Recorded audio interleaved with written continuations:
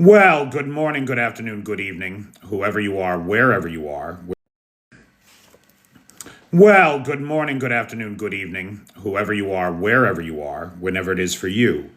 For me, it is just past midnight on Tuesday, December the 31st, which makes this the news for Monday, December 30th, 2024, day 1041 of Vladimir Putin's war of aggression against the people of Ukraine. And I see the peeps are coming in. Hey, Eli. Hey, David. How's everybody doing tonight? Hey, Nicola Jones.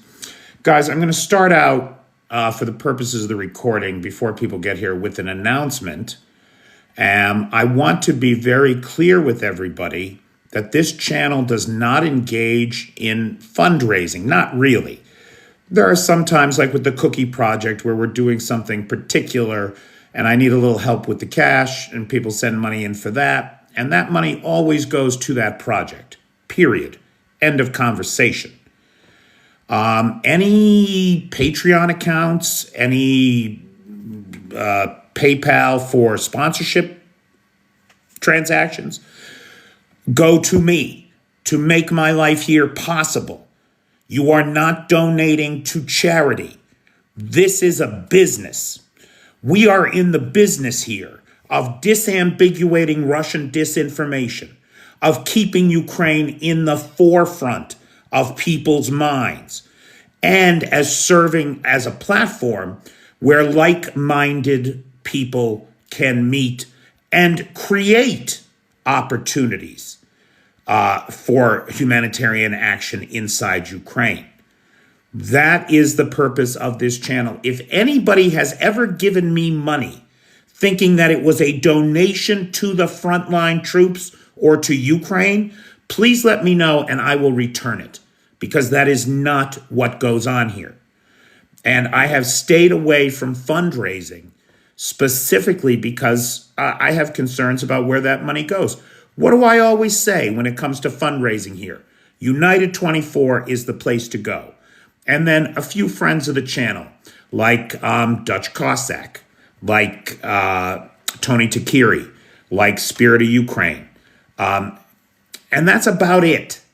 Maybe there's one or two more, but those are the charitable organizations that I trust and have come to trust over the time here. There's Dark Irish. Hell, Dark Irish. No, never mind. I'll send that to you privately in a chat. I won't say that online here. It'll probably get me banned, but you'll love it. You'll fucking love it, dude. All right. How's everybody doing tonight? How's everybody doing tonight? Hey, Steph. Hey, Eli. Hey, Steve with a V. Hey, PT. Hey, PH. All right. Hey, Robert Chapman. Good evening. All right, so what nobody is talking about, this is where I want to start. What absolutely nobody is talking about is the Afghani incursion into Pakistan. Now, we talk about this war escalating. We've seen North Korea come in. We see Russia on the verge of signing a bilateral security and defense pact with the Iranians. We saw Russia behind the October 7th massacre that started the Israeli-Hamas war, and which eventually, irony's sake, led to the fall of Assad, which I love more than anything in the world. Can I just tell you that right now? That is my favorite twist of history in this whole thing at this point. So the Taliban have increasingly gotten close to Russia. The Russian Duma recently voted on a bill to delist them as a terrorist organization, right? Because an Afghani incursion into Pakistan was not on anybody's bingo card, nor was Assad, right? But I think that what we are seeing is Putin trying to stir up more trouble, more distractions for the world. I think that that's exactly what it is. Russia has increasingly gotten close to the Taliban, legitimizing them in the world as Russia continues to fall down the ladder of civilization, where the only friends they have are the most backward pariah states and terror states in the world. And we see it again now, I think, with Pakistan and Afghanistan. Happening right now, we just got word that in Lvov, Russian telegram channels are reporting HIMARS strikes against a military HQ there. Well, we believe that that's what it is. Now, this follows, and that's in Kursk, that's in the Kursk region. That follows a successful HIMARS strike on the HQ in Zaporizhia today. And so it appears that the Ukrainians are targeting the command and control structures. Last week, we saw the deputy chief of staff as well as the battalion commanders of both the 135th and the 127th separate motorized rifle brigades taken out in HIMARS strikes, one in Kherson, one in Zaporizhia. And so this evisceration of the command and control of the Russian Federation's army should go a long way toward diminishing that army's ability to prosecute this war.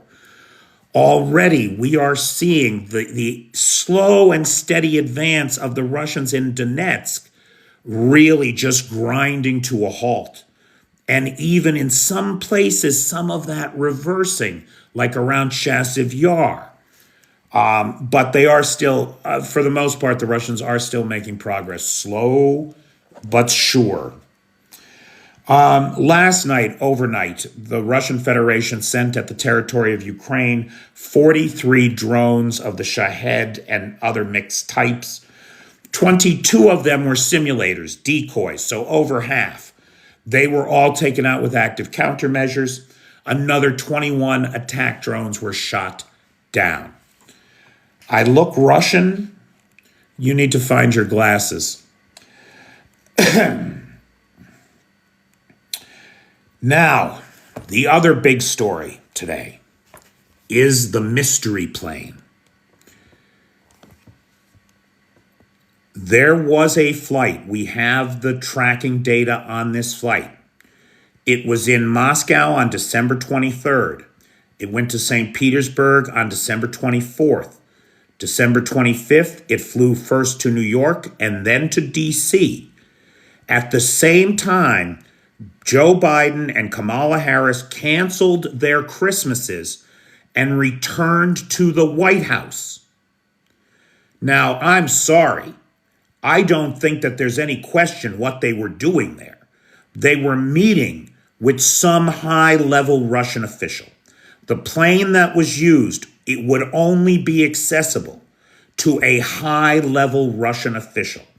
A Peskov, a Lavrov, a Medvedev, somebody like that, an oligarch, one of the serious oligarchs, like, what's his name, Zakharovsky or Denevsky. Those guys.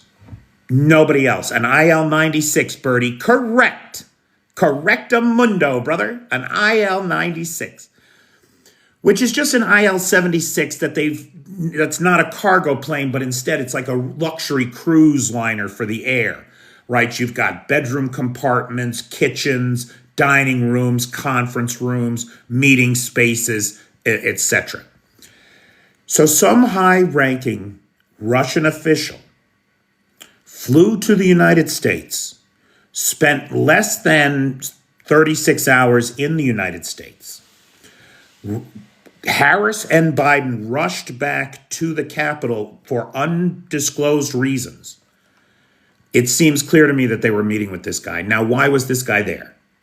Was he there to threaten them with nuclear war? Was he there to beg them for their assistance in getting rid of Putin? Look, the Russian economy is on the verge of collapse. The ruble is in free fall, even with the central bank propping it up. It's lost 10% of its value in the last 5 days, and 2 of those days were a weekend. So in 3 business days, it's lost 10% of its value again. We know what kind of state the Russian army is in and what the strategic stockpiles look like. They're empty. They're empty. The Russians are running out of everything, including money. So maybe they were there to cut a deal to hand Putin over to the ICC. Wouldn't that be nice? I know, I'm dreaming. It's an optimist left-wing fever dream that someone in Russia came to their senses and they're going to just hand over Vladimir Putin to the ICC, and we're going to get him in The Hague, and he's going to face the charges that he should for his crimes against humanity. If only, right? Now, there is another possibility. Maybe the Russians have decided that they're afraid of Donald Trump in the White House. They're afraid of their own Frankenstein monster. And maybe they've brought all the evidence of his treachery to the United States. Wouldn't that be nice too? If we could get Donnie in the dock, that would be nice too. And in exchange, we will lend our significant military and economic power to save the Russian Federation from itself. It's bad, Bradley. It is not good. The last quote that I saw was 110.5 to the dollar. No, Maddie. Well, wait. I mean, I don't know anything about that. Are they saying that the South Korean airliner was shot down by the Russians? No. The Azeri airliner was shot down by the Russians. I don't believe that the accident in South Korea had anything to do with the Russians. Not to the best of my knowledge. Has anybody else seen anything like that? I don't believe that to be true. I think you're thinking of the Azerbaijani flight. Scott Stevens, 21% is the core bank lending rate. That means if you go for a mortgages, it depends on how much you have to put down. But basically a mortgage starts at 24%. And if you need, like in the United States, if you have 20%, you don't need PMI. Well, over there, if you have 50%, you can get it at 24% interest. If you don't have 50%, you're paying 29% interest on a mortgage. So as you can imagine, yeah, I'm talking about Russia too, Scott. So as you can imagine, new home sales are down 92% on average across the country. About 85% in Moscow at the last I checked.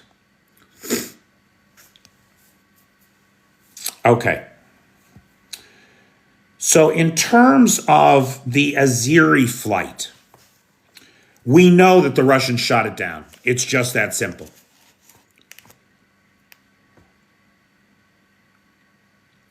Maybe I'm not, Maddie, but I don't cover South Korea. I cover Ukraine. So the Azeri flight was shot down by the Russians. It's clear. It was disabled with electronic warfare. The Russians did their usual dance of deny, deflect, and discredit initially. So the first stories, they denied it. They said it was birds. They said it was a gas cylinder on board. They said it was the weather that was responsible. All of this turned out to be nonsense. They then tried to deflect with their usual whataboutisms and blaming it on Ukraine drones. None of this has worked. The Azeris know that it was the Russians that shot it down.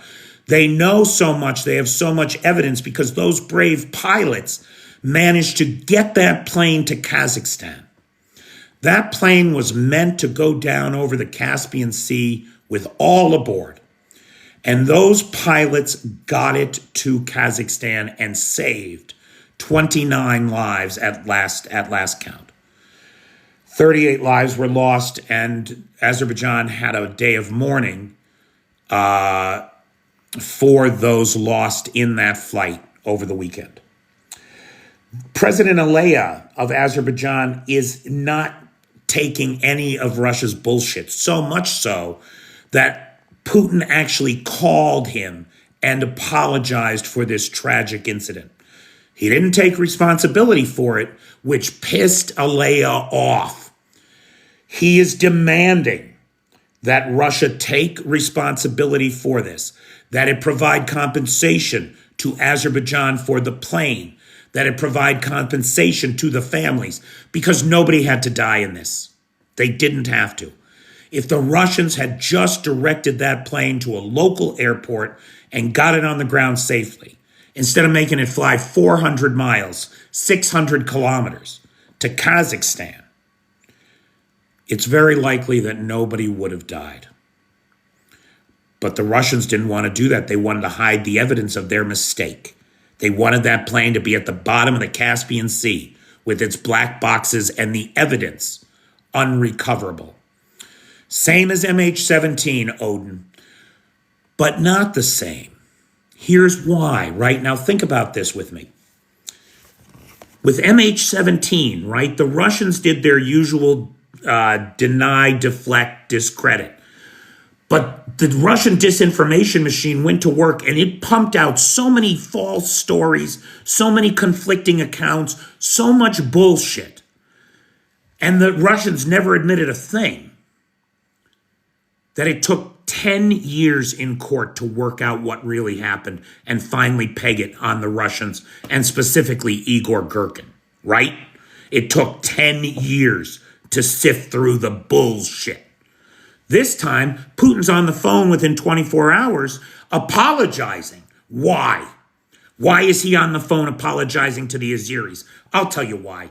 Because the Azeris have shown strength against the Russians. The Azeris took on the Russians in Nagorno-Karabakh last year, and they won.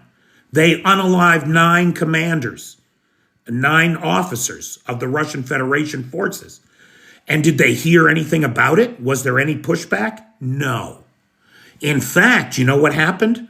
The first domino, Armenia, fell. Russia abandoned its base in Armenia in the face of the Azeris. Russia needs the Azeris. Russia needs Alea, because Alea and Erdogan are good buddies. And right now, Russia is counting on Erdogan to save its bases in Syria, which it doesn't look like it's going to do.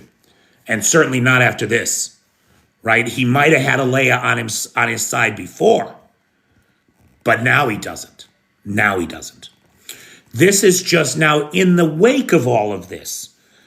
We've seen 5 countries suspend flights into Russia: Turkmenistan, Israel, Dubai.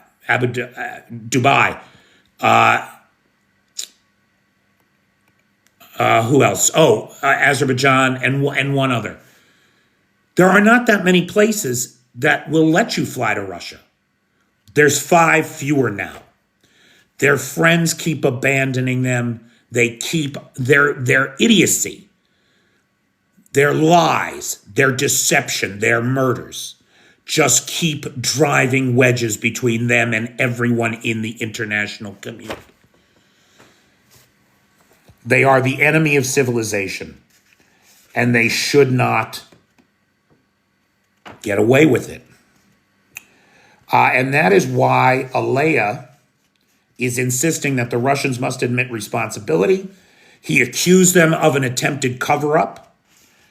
He said these words, this is a quote from the Azerbaijani president: "We can say with complete certainty it was shot down by Russia.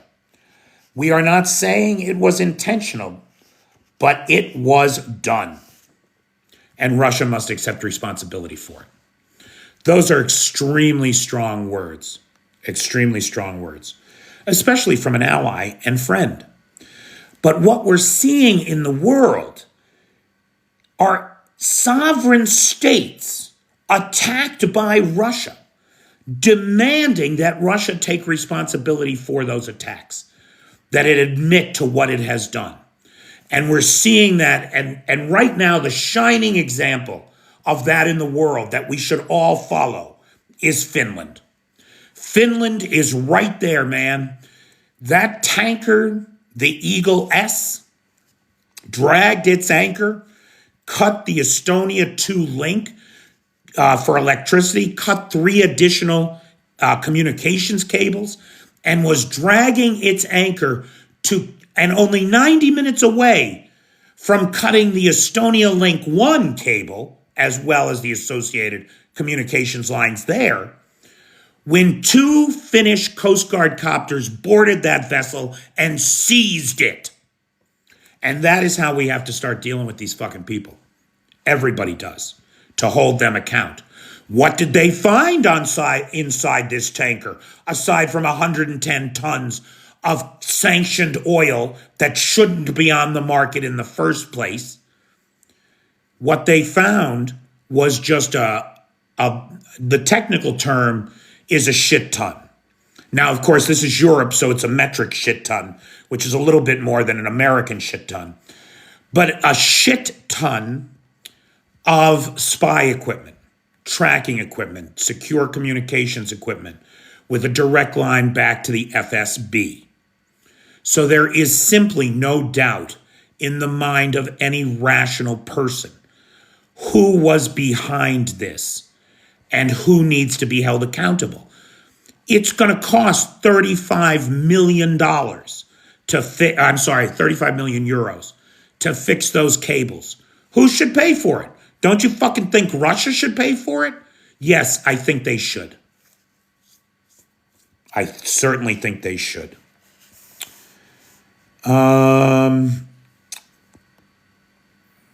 Okay. Zelensky. Now, I don't disagree with the president on this, but I also think there is a slant to this quote that we should take into consideration. It is important to remember that on Christmas Day, the Russians sent 106 or 113, over 100, right? Over 100 drones and 78 missiles at this country. Zelensky said that the Russians are escalating their missile and drone attacks. He said in the last week, 280 glide bombs were dropped, 370 drones came in, and 80 missiles. Now look, 80 missiles, 78 of them came in on Christmas Day. 370 drones, over 100 came in on Christmas Day. So it's not really 280 glide bombs. 10 months ago, they were dropping 400 glide bombs a day. The reason they're dropping so many fewer right now is because we gave the Ukrainians long-range ATACMS use. And so the Russians have had to push all of their planes back, just like the Ukrainians have been telling us for a year would happen. That's what happened. And those glide bombs have mostly been in the Kursk region. Most other regions of the country are not seeing the glide bomb attacks the way that we were in the past. Okay. In St. Petersburg, anti-COVID restrictions have been extended through 2025. Is St. Petersburg still dealing with COVID? No, but they don't want to deal with protesters. So they have extended the COVID restrictions through 2025 so that people cannot assemble in the street.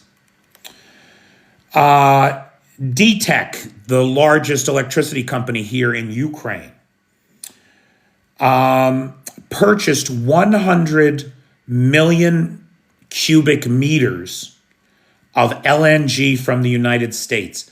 This is the first gas purchase for this gas-rich country of LNG in its history. And likely not to be the last, as long as the Russians stay in control of the Ukrainian gas fields, which is what this war is all about, which is what the Russians seized when they came in here in 2014. As long as the Russians stay in charge of those gas fields, the Ukrainians are going to need some help. And the first shipment came in yesterday. Sergei Lavrov confirmed that Russia has rejected 2 of Trump's peace plan points. They are NATO troops, which I said this from the beginning, NATO troops patrolling the DMZ was going to be a non-starter for Russia, and they are saying that it is absolutely a non-starter for Russia. And that Ukraine must never be in NATO. Not today, not tomorrow, not in 10 years, which is what the Trump plan included. Lavrov went on to say that any peace deal must meet, any peace deal must must pull out by root and stem the root causes.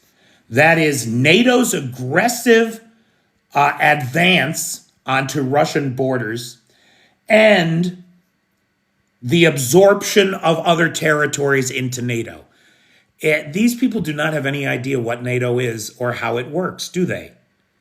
The aggressive advance of NATO and its absorption of other territories, as if NATO were not a defensive alliance of independent sovereign states, but were an empire-building creature of its own, like the Russian Federation. It's unreal, these fucking people. In Georgia, the legitimately elected president has not technically resigned. She did leave the office. She has joined the people in the street protesting against this blatantly illegitimate government that refuses to do the will of the people, that stole the election, that is a puppet regime of the Kremlin. That's all that's in charge in Georgia. So the protests continue. They are now on day 31.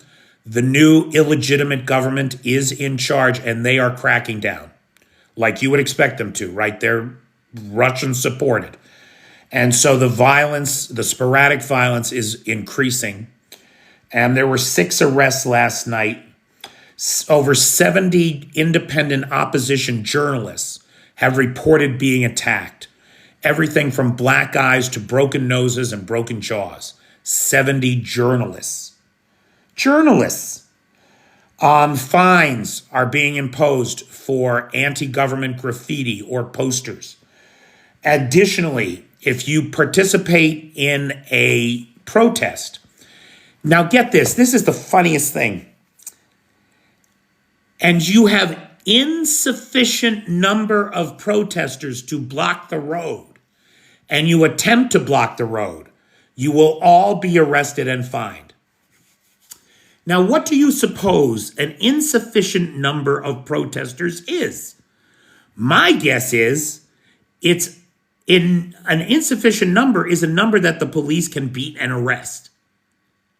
If you have too many people for the police to beat you all and arrest you all, well, then you have a sufficient number to not have to get fined. It's crazy. It's crazy talk. It's Russia 2.0 is what it is. So the Georgian people are in for a fight.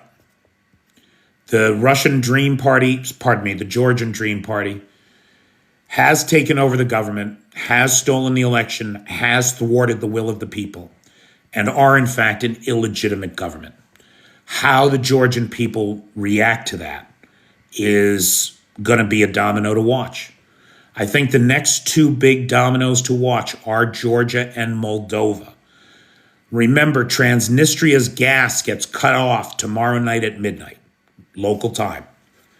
And that's going to open up an opportunity for the Moldovans to take control of their lives again.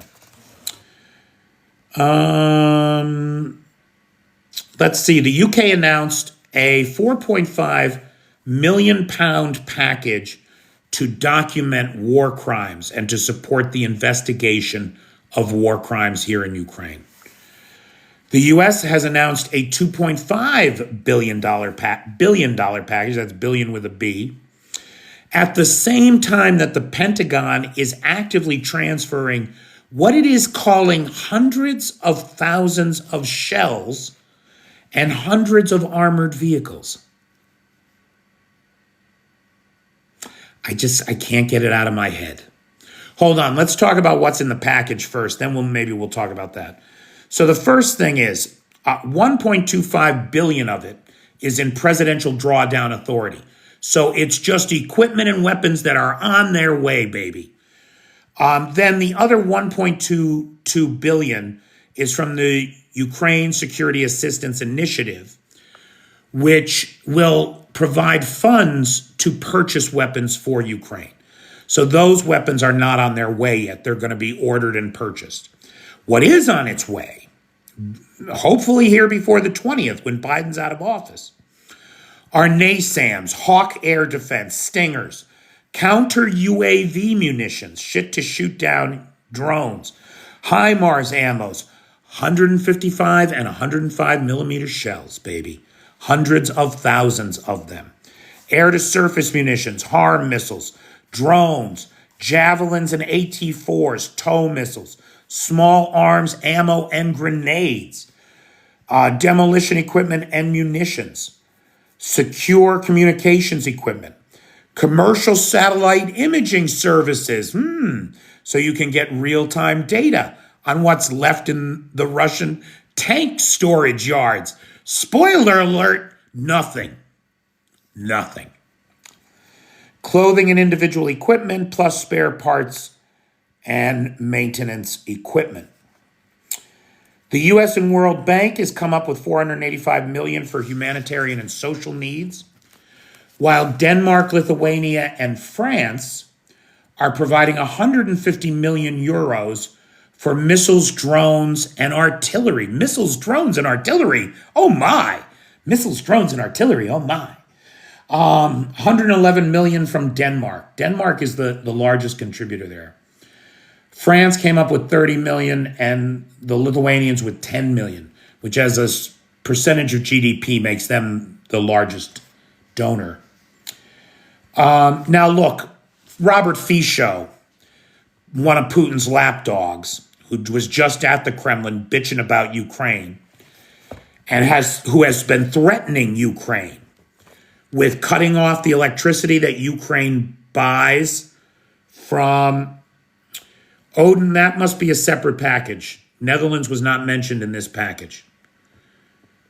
I'm not aware of the Netherlands' participation in this package. So Fico has threatened to cut off electricity supplies into Ukraine, and he has threatened a violent escalation, conflict with Ukraine, almost like they might come into the war on Russia's side from the West. Well, that's interesting, right?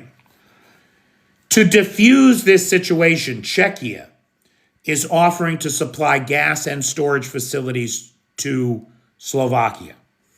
Additionally, Poland is offering to sell electricity to Ukraine to make up for anything that Slovakia does not provide.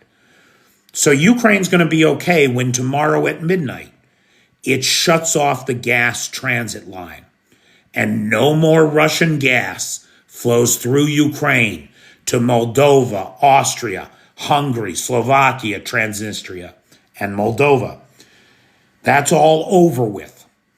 Now, there's another gas line, the Druzhba gas line, that runs through Belarus. The Ukrainians hit it last night with Peklo rockets. We don't know the extent of the damage yet. We don't know if the pipeline is still functional. But it would appear that Ukraine is getting ready to shut off all Russian pipeline gas to Europe, regardless of how it transits there, whether it comes through Ukraine or not. The EU says it's fine. The EU says it's ready to stop all Russian gas supplies. We have another friendly fire episode in Kursk. The North Koreans don't like these barrier troops. They don't like it when they retreat that they get shot at by their own side. And so you know what they do? They shoot the fuck back. It's about time that somebody shot back at these blocking troops. These insane, medieval, crazy people whose job it is to shoot their own men should they dare to withdraw or retreat. which is a thing that the Russians have been doing. And we know who those barrier troops are. They're the Akhmat brigades. The Chechens don't actually fight in Ukraine. They just shoot those who are retreating. That's what they do. That's their job. Insanity. Now dig this. Last week, a week ago, a little over a week ago, 10 days ago, Zelensky said that there were 3,000 plus KIA and WIA North Koreans in Kursk. 3,000 plus. The U.S. State Department today said that in the last week, the Koreans have lost over 1,000 men, another 1,000 casualties. That could mean, now if all of this is right, that could mean that nearly 40% of the first tranche of North Koreans are already off the battlefield. 4,000 men, KIA or WIA. Now, of course, right, this is not confirmed. I want to highlight that. But it would explain why we have word from South Korean intelligence that the North Koreans are getting ready to send another 11,000 men. Right, at $28,636.36 apiece, that is another $315 million in Kim's pocket.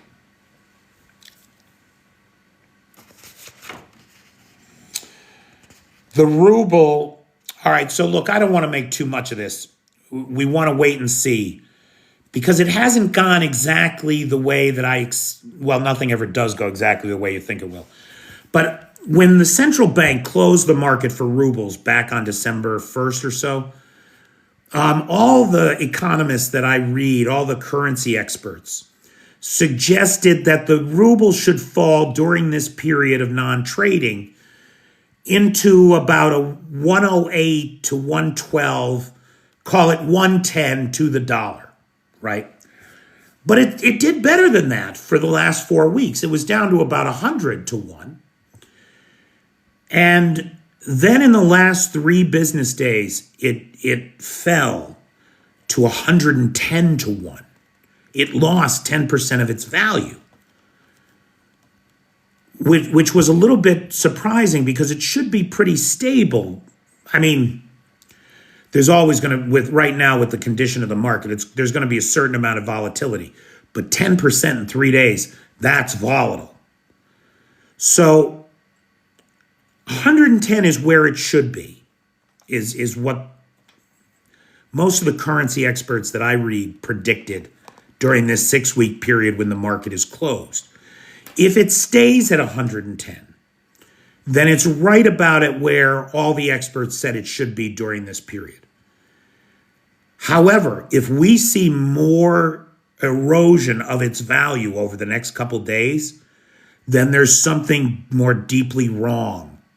Now, of course, I've long suggested, at least since last year, when the Russians stopped giving us monthly budgetary data, that the Russians were cooking the books. If they've been cooking the books more than, say, 10% of what we've seen, then they're fucked. I mean imminently fucked.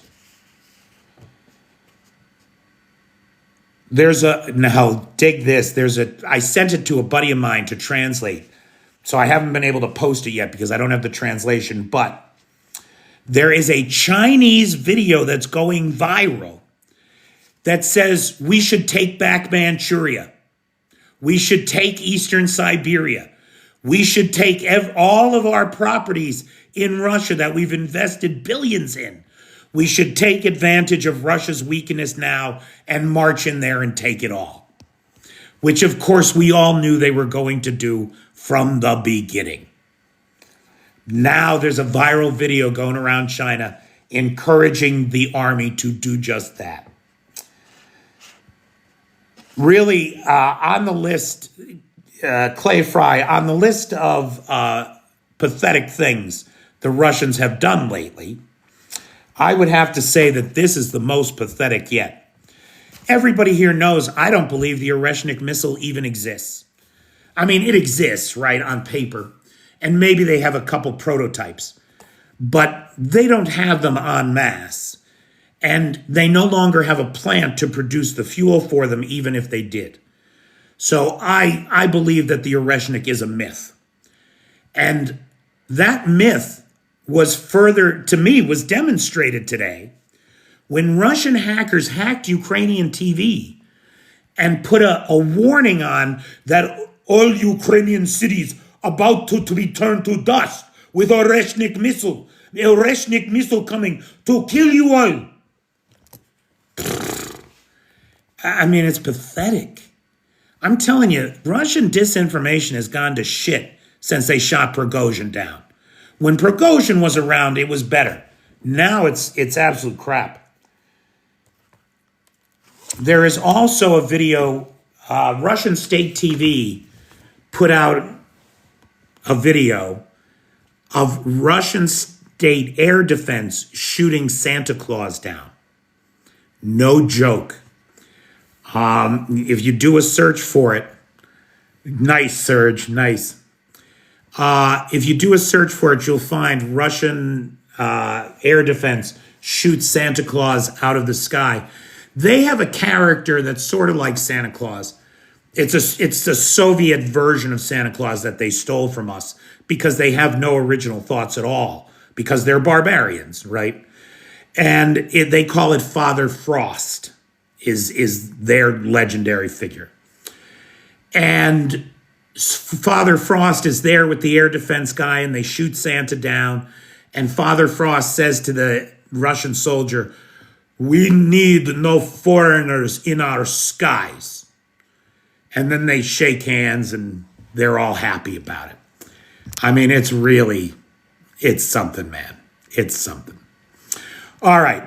So, guys, that's the top line news today and from over the weekend. I'm Peter Alexievich. This is the Live at 5 from Kyiv. This business, the Live at 5 from Kyiv, exists. This channel exists for three purposes: to disambiguate Russian disinformation, to keep Ukraine in the forefront of everybody's mind, to convince my fellow Americans of the continued importance of the defense of Ukraine, and finally to act as an intersection point where people that support Ukraine can get together and take action. It is not a charity. We do not raise money for Ukraine here. Sometimes we do projects and people fund those projects. But on those occasions, I assure you, every single dime goes to that project. Okay, now, on the subject of funding this channel, the sponsors of the channel this week, for the week, is the board of directors, the people without whom I don't know where I would be. Starting with Ballerina, then Arn, then Chris Carter. Who did I forget? Ballerina, Arn, Chris Carter, Ballerina, Arn, Chris Carter. Oh, and Dark Irish Fitz. I'm so sorry. And my two guys in San Diego, Dan Ballard and Bobby, who really make my life much easier. And I'm very appreciative to those gentlemen as well. So the board of directors is the sponsor of every live this night. Thank you, gentlemen, for all that you do. I literally couldn't do it without you. And I'm deeply grateful. Now, I also want to thank the moderator team, the best moderator team on the Tickety Talk. Cheyenne, Vanetta, PT, Jay, and Travis, who are here just like with the most incredible dedication, day in and day out, month after month, now year after year. Look, there's Trav now. Hacky Sack Trav, the physics-defying wizard of my homeland, who doesn't exactly break the laws of gravity, but he certainly bends the fuck out of them. It is amazing. The toasted cheese was the best, brother.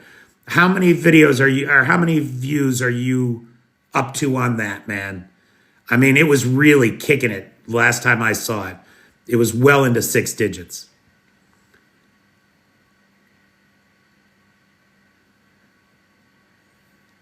right? Fitz, fuck you.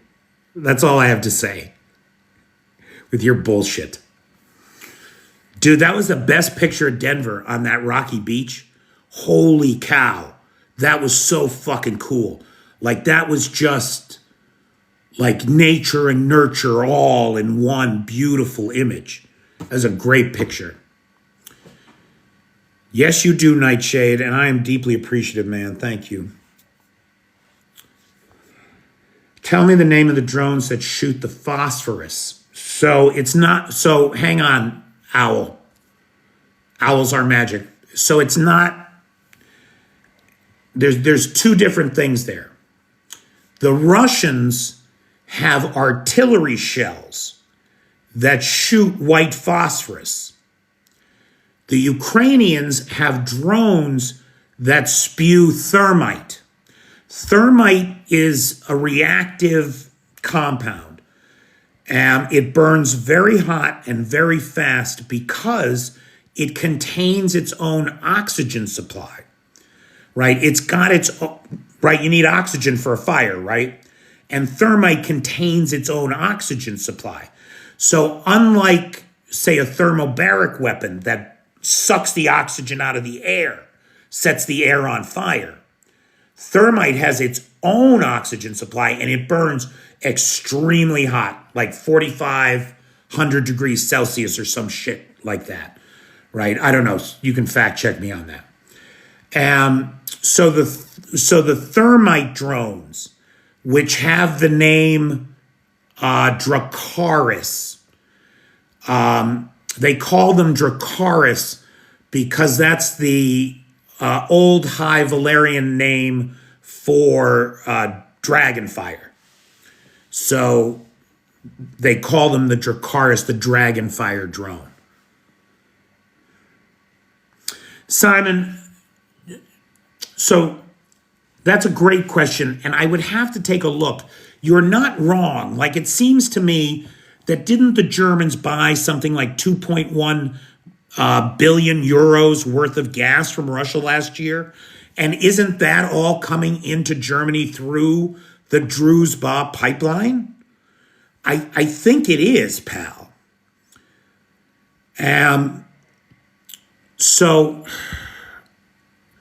But I don't know. I would need to check on that, Simon. I would really need to check on that.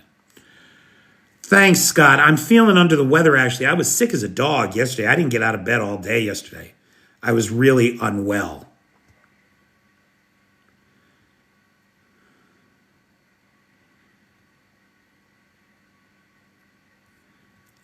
PT corrected me. He thinks thermite's 4,500 degrees Fahrenheit. Which may be. I can never keep that straight. Talk about that Bradley giving them boys hell. Well, that's what the Bradley does, my friend.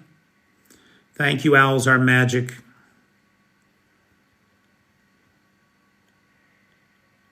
Can melt steel on tanks. 2,500 C. Thank you, Sergey.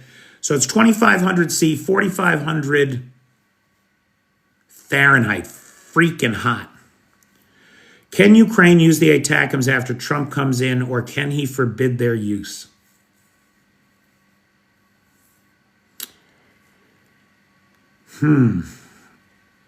Well, Bobby, that's a good question. I mean, I guess he could try, but I'll tell you, once that genie's out of the bottle, it's awful hard to put it back in. And as long as he doesn't, he's got more leverage for negotiations with Putin. So, I mean, we don't know what that guy's going to do. So it's very hard to say. Funkin' Harps says, I'll ask again, isn't that chemical warfare? What, the thermite drones? Yeah, I'd say that's chemical warfare. Thermite is used to weld together train rails. Interesting. Didn't know that. I only know freedom units. Lithuania and Poland making ready to help Ukraine to import electric power if needed. Is Lithuania on board too, Citrix? I only saw that message come out of Poland today. Thank you, Mr. Stevens. My New Year wish is that Ukraine gets a lot more CV-90s. I think a bunch of CV-90s are on their way, Andreas, aren't they? Like, didn't like Denmark and Norway go in on buying like 90 of them or something? And they've only delivered like maybe 24, I want to say. I'm not sure.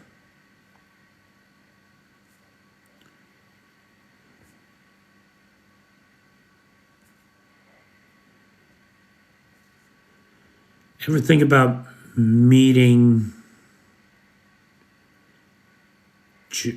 Yeah, I'd be happy to meet Joey anytime he'd like. Can Finland keep the detained ship? Hell yeah, they can. It's been seized. It's been seized. It's evidence in an ongoing investigation.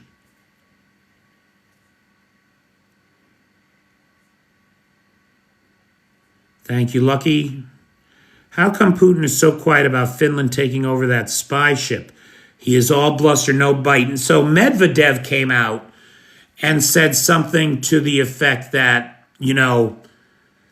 Finland would pay, it's Russian property, they can't hold it. Or maybe he didn't. No, I apologize. Stop, back up. Pretend I didn't say any of that. No. The interviewer, the reporter, asked Medvedev, shouldn't Russia be demanding its property back? But see, the thing is, the ship is a shadow fleet vessel. It's not openly owned by Russia. Its ownership is obfuscated in paperwork and shell companies. And it flies under a Cook Islands flag. So rather than acknowledge ownership of the vessel, Medvedev said that he would refer that question to the president and not answer it himself. That was a presidential level question.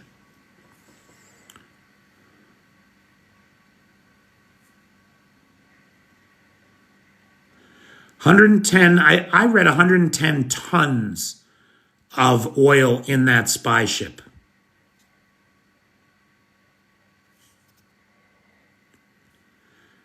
The pinned comment there, we have a Facebook group, guys, where I repost these lives. So if you miss one, you can find it on Peter's Peeps Public on the Book of Faces.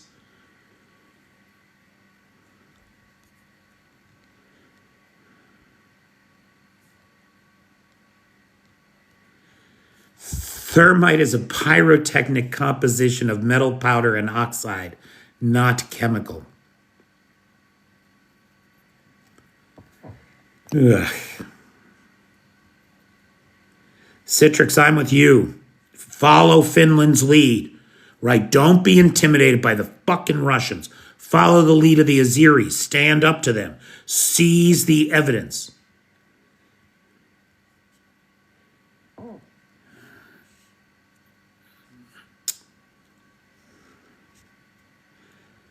Of course it's considered a chemical weapon, Dark Irish, because everything is chemicals.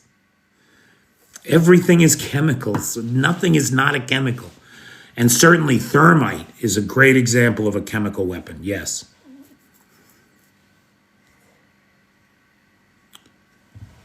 Yes, Franbo. Exactly, pal. I'm with you. Okay, it's just 3 minutes to the top of the hour, so final questions. Chat them in. Last thing I want to say to everybody is big thanks to the board of directors, to Fitz, to Chris Carter, who is a longtime supporter of this channel and who I'm deeply indebted to, along with Arn and Ballerina and my buddies in San Diego, Bobby and Dan Ballard, who do so much for this channel in their own way.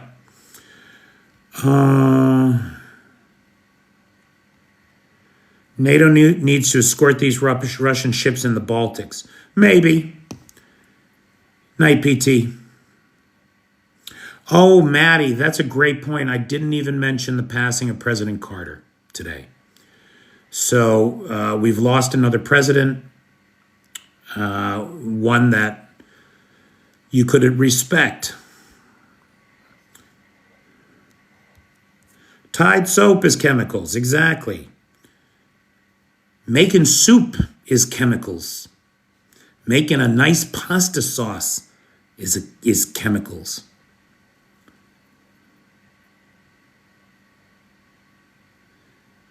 Oh, now Julian says there that thermite use is not a war crime unless it's used against civilians. Interesting.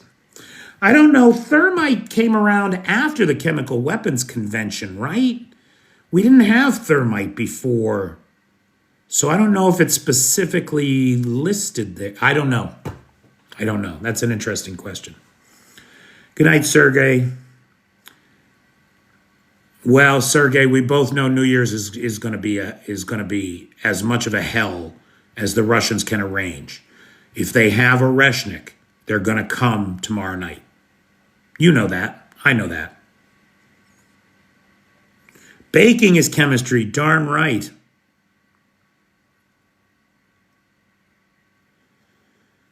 Plant Nana. Did I send you bread and cookies? I have all picked up receipts. Or are you just joking? Are you at the front?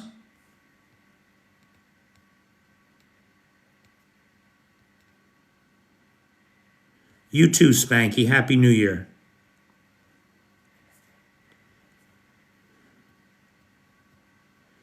Thermite's been around that long. Okay. Thanks, Fitz. 40 CV90s coming to Ukraine. I knew they were on their way. Joking. Okay, thank God.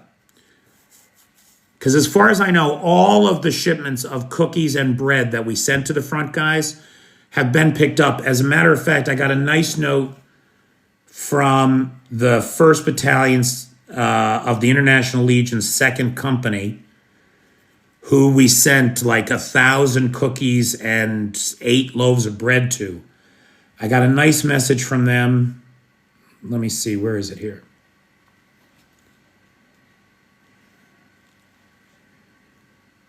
They're planning to make a video. It'll take a little time because they're very busy, obviously. But they really appreciated it. They said that they were the best cookies they ever had. It was totally new to them because it was an all-American cookie batch with some Ukrainian cookies. But 60% of the batch was peanut butter chocolate chip, thumbprints, chocolate chip walnut, white peanut butter chocolate chip, what else? Oatmeal raisin with walnut, etc. Right? It was very heavily Americanized. Yeppe or Jeppe? Yeppe. We are live Monday through Friday at 5 Eastern Standard Time.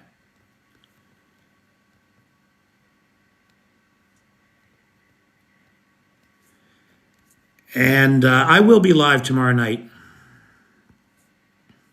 Whose side are you on? I live in Kyiv. What do you think? Bobby, I do think that. I do think that the economy is not in good shape. It cannot last past August. Every economist that I listen to predicts an August collapse.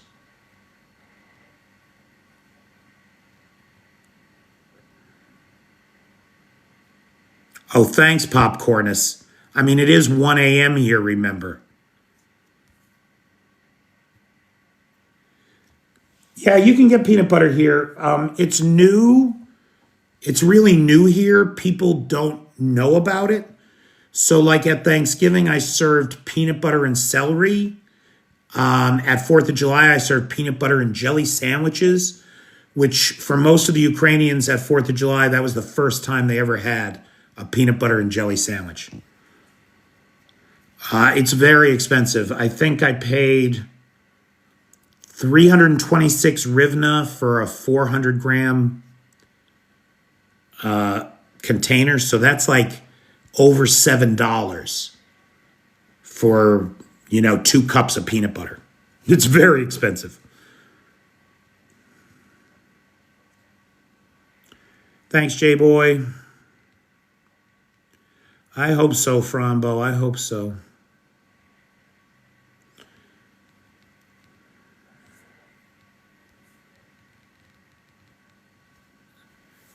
Fitz, I'm not much of a beer drinker. I have had some local beers, and they have ranged, and the things that I like, the Ukrainian versions are good, and the things I don't like. So I'm not an IPA guy. I don't like the local IPA. I am a lambic guy, so I love the Gonzo Bar Raspberry Ale. That's a good one. I am going to go live on New Year's. Yeah, I am. I mean, I am not in this country to party. I'm here to work. And I do believe that tomorrow night is going to be bad. Like, I definitely think that the reason we saw so few drones this last week is because we're going to get slammed tomorrow night. Putin is going to do everything he can to disrupt the New Year's celebrations in this country. Tomorrow is not going to be a good night. So yeah, I'll be here. Exactly, Fitz. Although New Year's is a bigger holiday here than Christmas, so my guess is that this will be the bigger hit. Now that's my guess. We'll see. It's not Christmas for the Russians. Russian Christmas isn't for another week. You feed your crows peanuts. Peanuts. The crows here are cool. Citrix, you couldn't have said it better. They do it to demoralize people, but it doesn't work. Don't drink and drone. Ha, exactly. Well, Sergey, I hope I am too, but experience is a harsh taskmaster. Everybody loves Charlie Brown, Bobby. Hopefully, Arn. Hopefully. Hey, is Jason Willis Starrin here? Hey, Jason Willis Starrin, my hero.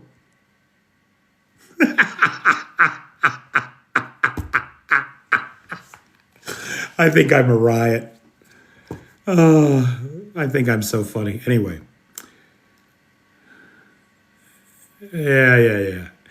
Anyway, guys, thanks so much. I really appreciate everybody hanging out tonight. Thanks for all the likes. Thanks for all the shares.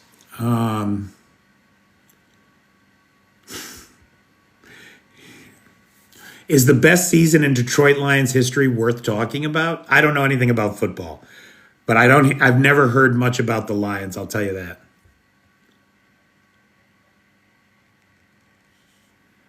I don't know how they could be stockpiling anything. I mean, we see the production dates on the debris that falls. It's all produced in the last 3 months. They can't keep up with what they're using.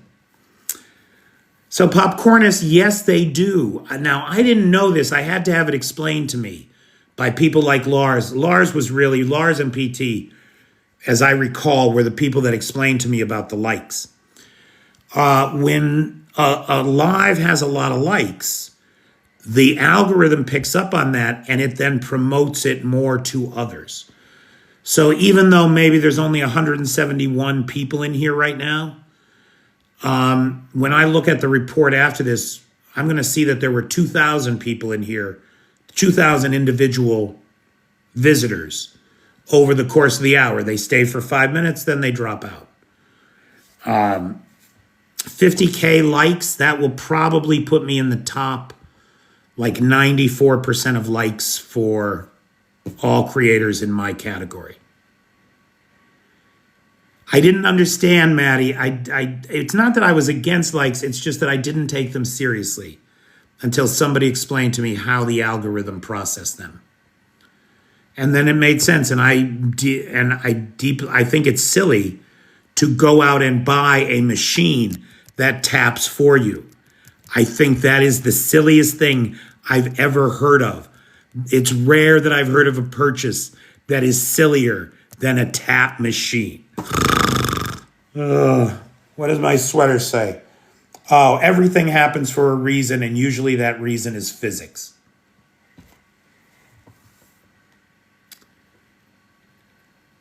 All right, kids.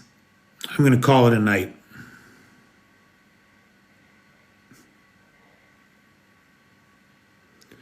Poly, pagan, and kinky. Wait, I might just stay. Who is this? All right, I'm seriously, it's 2:00 it's 1:00 in the morning here. I'm going to bed.